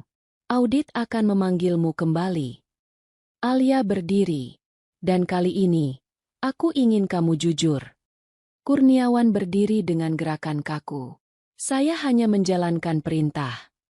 Alia menatapnya lama. Tidak ada perintah yang membenarkan pengkhianatan. Kurniawan keluar tanpa menoleh lagi. Langkahnya cepat. Terlalu cepat untuk orang yang merasa tidak bersalah. Di luar ruang CEO, Jendra berdiri sejak tadi. Kamu yakin? Alia mengangguk pelan. Dia bukan otaknya. Tapi dia pintunya. Jawab Jendra tenang. Sore itu, audit berlanjut.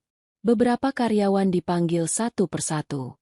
Ruang rapat kecil menjadi tempat pengakuan yang tertahan. Ada yang gugup. Ada yang defensif. Ada yang mencoba menyelamatkan diri dengan menyalahkan sistem. Jendra memperhatikan semuanya dari luar. Ia mencatat reaksi. Ia tahu, tekanan akan membuat orang membuat kesalahan. Di kantin, suasana canggung. Sendok beradu pelan dengan piring. Percakapan terpotong. Audit besar. Siapa yang kena? Katanya ada yang sengaja merusak. Nama seseorang beredar tanpa disebut. Semua paham. Malam hari, Alia kembali ke rumah dengan kepala penuh. Ia duduk di ruang keluarga, menatap kosong. Lalu ponselnya bergetar. Pesan masuk dari nomor tidak dikenal. Kamu bermain api. Alia menghapus pesan itu tanpa membalas. Beberapa detik kemudian, pesan lain masuk. Hentikan audit ini. Alia mematikan ponsel. Ia berdiri, berjalan ke jendela. Kota terlihat tenang dari kejauhan. Tidak tahu tentang tekanan yang sedang mengikat satu perusahaan. Ia menoleh ke foto ayahnya. Tatapannya tegas. Aku tidak akan berhenti. Keesokan paginya, rapat internal digelar. Tim audit mempresentasikan temuan sementara. Grafik ditampilkan. Jalur akses diperlihatkan. Waktu dan tanda tangan disejajarkan. Ruangan hening. Beberapa direksi saling pandang. Wajah mereka menegang. Ini bukan kesalahan teknis. Ketua audit berkata, ini tindakan disengaja. Alia menatap layar. Dadanya berdebar. Tapi matanya mantap. Kurniawan tidak hadir. Jendra berdiri di sudut ruangan. Tatapannya lurus. Ia tahu, ketidakhadiran itu bukan kebetulan. Itu upaya melarikan diri. Malam hari, Kurniawan duduk sendirian di dalam mobilnya. Ponselnya bergetar. Satu pesan masuk. Kamu bicara apa? Kurniawan menatap layar lama. Jarinya gemetar saat mengetik balasan. Belum. Pesan itu langsung dibalas. Jaga mulutmu. Kurniawan menutup ponsel. Nafasnya berat. Keringat dingin muncul di pelipisnya. Untuk pertama kalinya, ia sadar. Ia bukan lagi pemain. Ia adalah pion yang hampir dikorbankan. Di luar gedung, hujan turun rintik. Karyawan berdiri di dekat jendela, menatap jalanan basah. Ada perasaan aneh di udara. Seperti menunggu sesuatu terjadi. Di tempat lain, Raka berjalan cepat. Ia menelpon seseorang. Kita harus bertindak. Suara di seberang terdengar samar. Apa rencanamu? Raka menatap lift yang turun. Aku tidak akan jatuh sendirian. Sementara itu, di ruang CEO, Alia dan Jendra berdiri berdampingan. Tidak ada kata-kata yang berlebihan. Hanya kerja yang terukur. Apapun yang terjadi. Alia berkata pelan. Kita hadapi. Jendra mengangguk. Aku di sini. Di luar, hujan semakin deras. Di dalam gedung, topeng mulai retak. Dan bagi sebagian orang, waktu untuk bersembunyi hampir habis. Hujan turun sejak pagi. Langit kelabu menutup kota seperti tirai berat. Dari jendela ruang CEO, Alia memandangi tetesan air yang berlomba menuruni kaca. Suasana di gedung terasa menekan. Tidak ada tawa. Tidak ada obrolan ringan. Semua bergerak cepat. Seolah takut tertinggal oleh sesuatu yang tidak terlihat. Audit memasuki hari ketiga. Tim audit eksternal kini bekerja di 2 lantai sekaligus. Beberapa ruangan ditutup sementara. Akses sistem diperketat. Setiap perubahan tercatat. Setiap langkah diawasi. Di lantai operasional, karyawan berjalan lebih pelan dari biasanya. Tatapan mata sering beradu. Lalu cepat dialihkan. Nama yang sama terus berputar di kepala banyak orang. Meski tak ada yang berani menyebutnya. Raka. Di ruang CEO, Alia memegang laporan terbaru. Wajahnya tetap tenang. Tetapi sorot matanya menunjukkan kewaspadaan. Rani berdiri di hadapannya dengan tablet di tangan. Tim audit menemukan transaksi pengalihan dana jangka pendek. Rani berkata pelan. Disamarkan sebagai biaya konsultan. Alia menutup mata sejenak. Nilainya. Rani menyebutkan angka. Alia membuka mata. Angka itu cukup untuk menjatuhkan satu proyek. Bahkan lebih. Siapa yang menyetujui? Rani menghela napas. Persetujuan berasal dari jalur internal divisi proyek. Alia menegakkan tubuh. Bukan sistem utama. Bukan. Rani mengangguk. Ada lebih dari satu nama yang terlibat. Tapi pola keputusannya sama. Seolah mengikuti arahan yang sama. Alia terdiam. Arahan dari luar. Ia tidak bertanya. Ia menyimpulkan. Rani mengangguk pelan. Ada tekanan. Apa maksudmu? Beberapa pihak menghubungi tim audit. Mereka meminta proses ini diperlambat. Alia menatap Rani tajam. Tidak. Satu kata. Tegas. Tidak ada yang diperlambat. Rani mengangguk dan keluar. Alia bersandar di kursinya. Ia mengusap wajahnya perlahan. Keputusan ini tidak mudah. Namun ia tahu, jika ia mundur sekarang, semua yang sudah diperjuangkan ayahnya, dan semua nasib karyawan di gedung ini, akan runtuh. Di lorong lantai 20, Jendra berdiri sendirian di dekat jendela. Ia memandangi hujan yang semakin deras. Ingatannya melayang ke hari-hari awal penyamarannya. Hari-hari ketika ia berjalan membawa minum, mendengar ejekan, diperlakukan tidak adil, dan memilih diam. Ia tidak menyesal. Semua itu perlu. Rani mendekat. Bu Alia memanggilmu. Jendra mengangguk dan mengikutinya menuju ruang CEO. Di dalam, Alia berdiri di depan papan kaca yang penuh catatan. Garis-garis merah dan hitam menghubungkan nama, tanggal, dan jalur keputusan. Kita hampir menemukan polanya. Alia berkata tanpa menoleh. Jendra berdiri di sampingnya. Orang luar tidak menyentuh sistem. Aku tahu. Alia menoleh. Dia hanya mengarahkan. Dan orang dalam yang bergerak. Jendra melanjutkan. Alia menghela napas panjang. Kita harus hati-hati. Begitu satu nama jatuh, yang lain akan panik. Di tempat lain, jauh dari gedung itu, seorang pria duduk di dalam mobilnya yang terparkir di area tertutup. Mesin mati.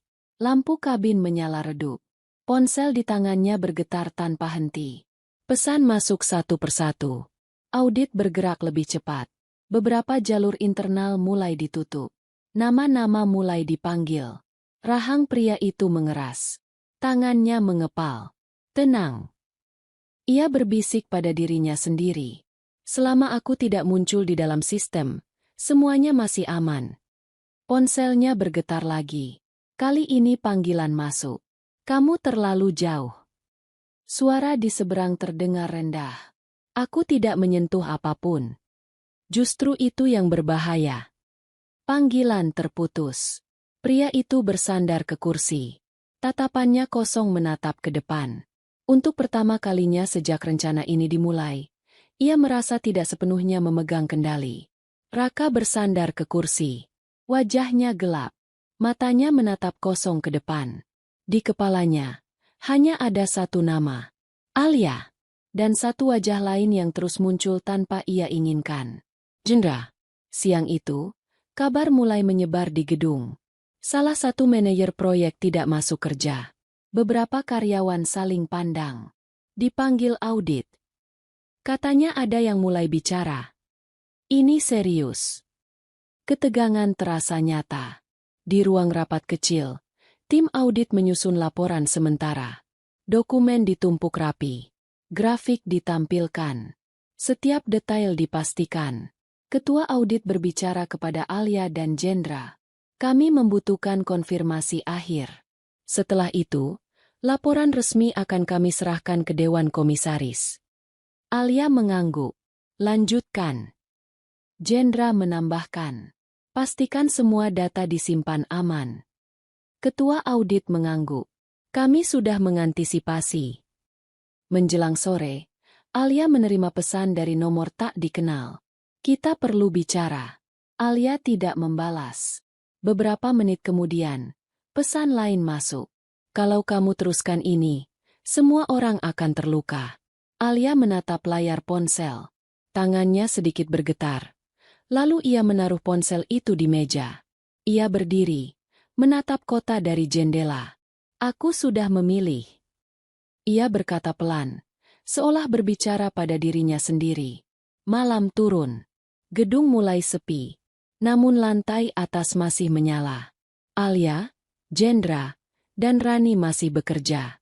Laporan akhir hampir selesai. Tiba-tiba, alarm keamanan berbunyi singkat.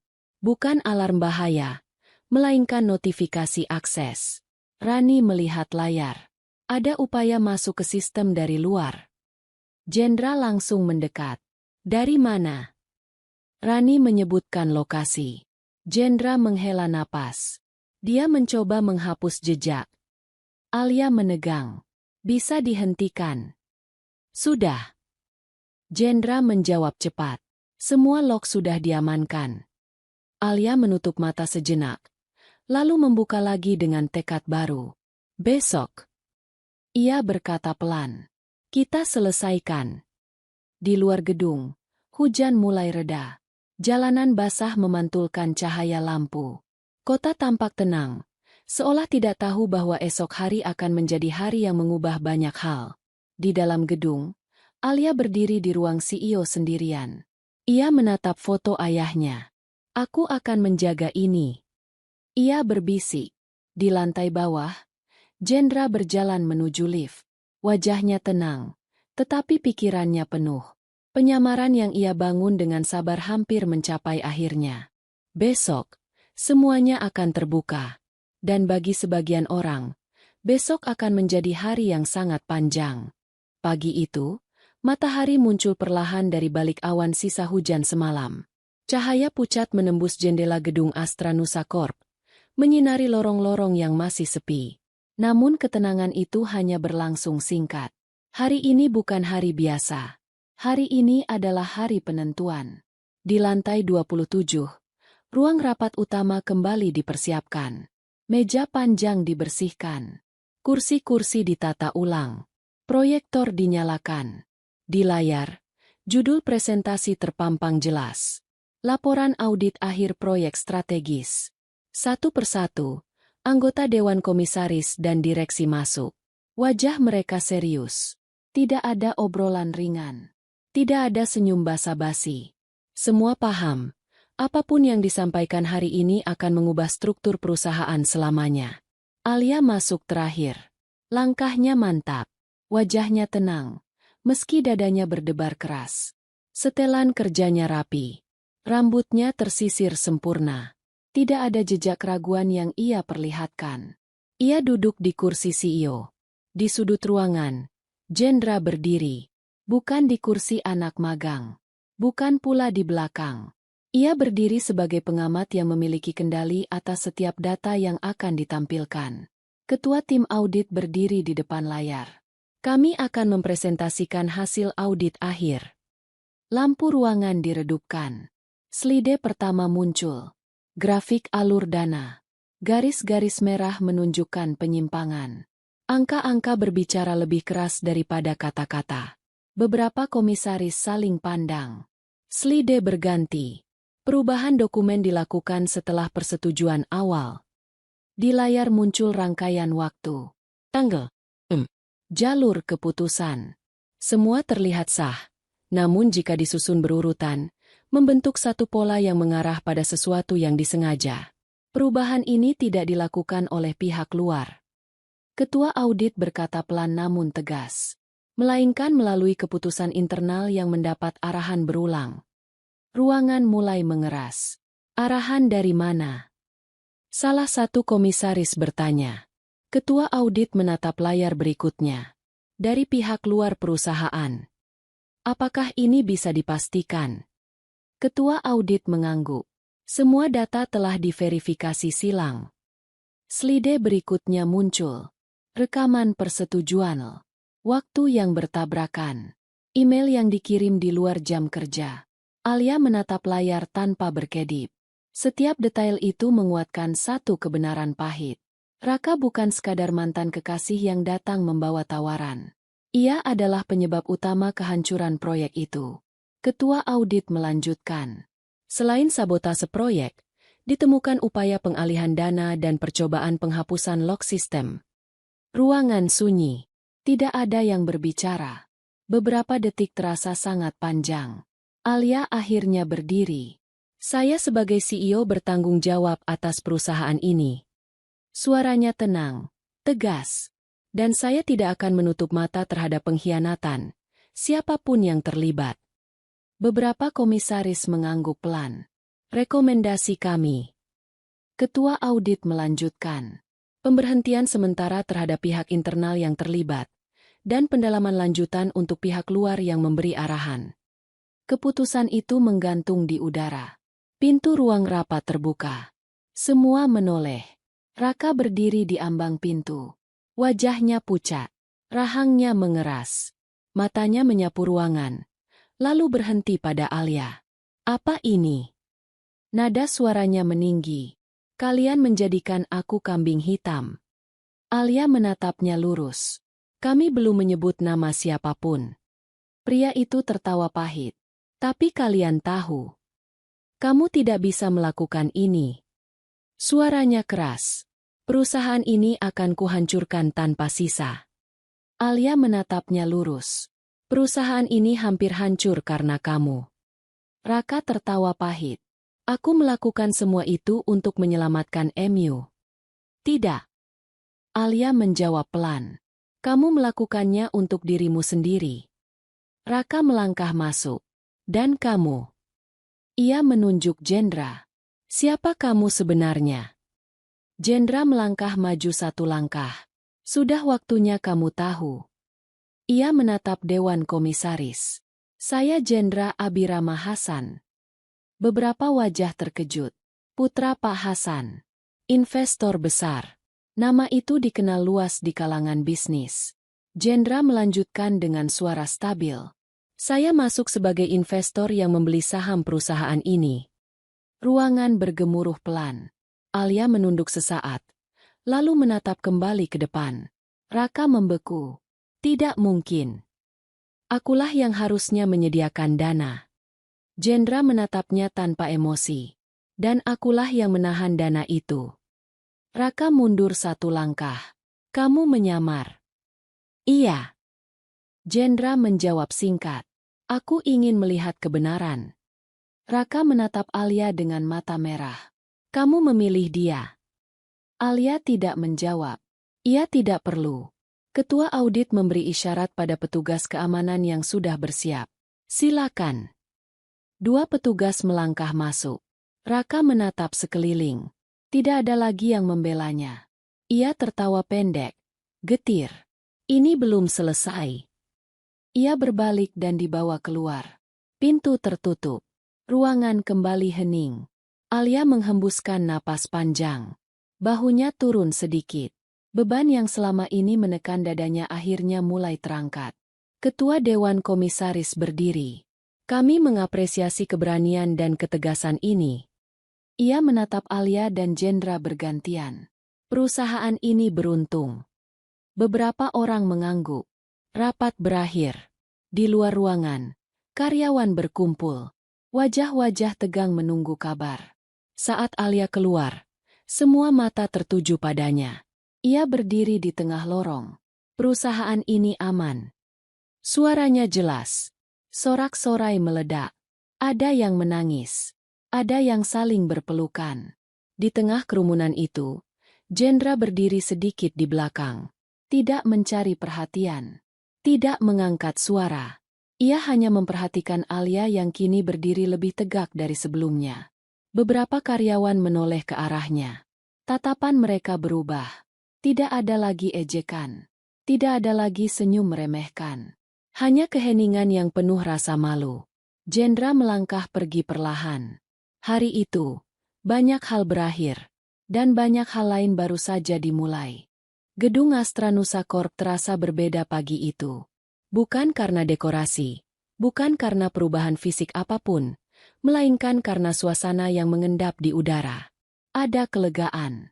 Ada keheningan yang tidak lagi menekan, melainkan menenangkan. Karyawan datang dengan langkah lebih ringan. Beberapa masih membicarakan rapat kemarin dengan suara pelan. Nama Raka sudah tidak disebut lagi dengan marah, melainkan dengan nada yang segera dilupakan. Yang tertinggal hanyalah rasa syukur karena perusahaan tidak runtuh. Di lantai operasional, meja-meja kembali dipenuhi aktivitas. Komputer menyala. Telepon berdering. Kehidupan berjalan lagi. Namun ada satu sosok yang menarik perhatian lebih dari biasanya. Jendra. Ia berjalan di lorong yang sama seperti sebelumnya. Kemeja yang sama. Sepatu yang sama. Tidak ada perubahan penampilan. Namun setiap mata kini mengikuti langkahnya. Beberapa karyawan berhenti berbicara saat ia lewat. Ada yang menunduk. Ada yang tampak ragu. Ada pula yang berbisik pelan. Kali ini bukan dengan ejekan, melainkan dengan ketidakpercayaan. Itu dia. Yang kemarin. Ternyata dia investor itu. Jendra tetap berjalan. Wajahnya tenang. Tidak ada kebanggaan berlebihan. Tidak ada senyum kemenangan. Seolah semua ini bukan sesuatu yang perlu dipamerkan. Di ruang CEO, Alia berdiri di depan jendela besar. Cahaya pagi menyinari wajahnya dengan lembut. Ia tidak lagi terlihat lelah seperti hari-hari sebelumnya. Matanya jernih. Bahunya tegak. Rani masuk membawa agenda. Bu Alia. Dewan Komisaris ingin bertemu sebentar. Alia mengangguk. Saya menyusul. Rani berhenti sejenak. Dan ia ragu. Pak Jendra juga diminta hadir. Alia tersenyum tipis. Baik. Ruang rapat utama kembali terisi. Namun kali ini, tidak ada grafik merah.